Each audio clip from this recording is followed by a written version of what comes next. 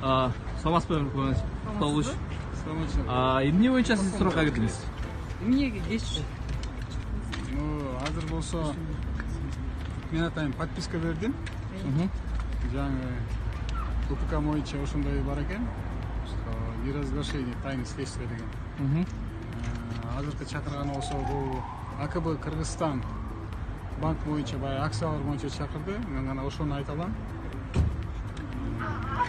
Экинчиси эртең саат 3-тө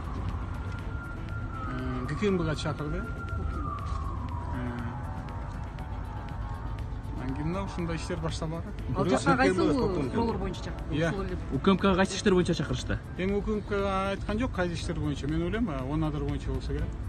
Сиз бул жакка кайтып келгенден кийин кандай иштер менен алек болуп аттыңыз? Мен бул жерге келгенден кийин мен өз үй бүлөм менен, өз балдарым менен, туугандарым менен, анан кийин болсо кичи мекениме барып, өзүмдүн тилектештерим менен жолуктум. Сагынычым таркай элек. Кудай буюрса дагы көп жолугушуулар болот. Саясатка кайтып келесизби азыр сиз? Эми саясат боюнча мен баягы айтпадымбы? Мен болсо саясат боюнча чечим кабыл алынган. Мен ойлойм, Кудай буюрса могу атайын баардык Кыргызстаныбызда мыйзамдуу түрдө болуш керек деп эсептейм. Могу азыр болсо эми УПК жаңы УПК боюнча ар бир заявление жазган сайын иш козголо берип турбайбы?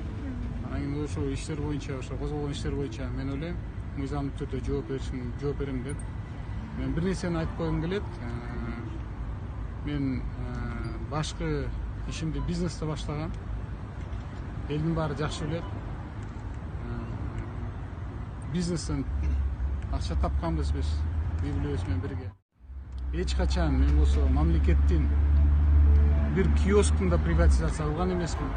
Баардыгын рыноктон, базар шарты менен бизнестен сатып алган. Ошон үчүн мен ойлойм, эчимде коркунучтуу эсенсиздик болот. Сиз ушу бийлик мен ишенем, мыйзамдуу болот деп, баардыгы мыйзамдуу. Сиз ушу бийлик менен сүйлөшүп алып келди, болбосо келбейт эле дедиле. Бул бийлик менен Жээнбеков менен сүйлөштүңүзбү?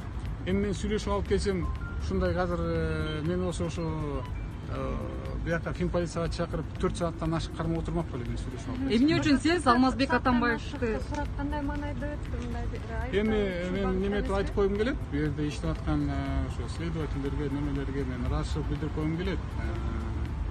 Булар мындай сылык түрдө өткүзүп атат, мыйзамдуу түрдө, сылык түрдө өткүзүп атат. Атамбаевка козголгон кылмыш иштер боюнча эмнени айта аласыз? Деги эле ушул окуя боюнча кандай оюңуз бар? Мен мындай кылбайм. Азыр болсо менин иштерим бүтсүн. Анан кийин мен болсо силер айткандай пресс-конференция берип анан мындайча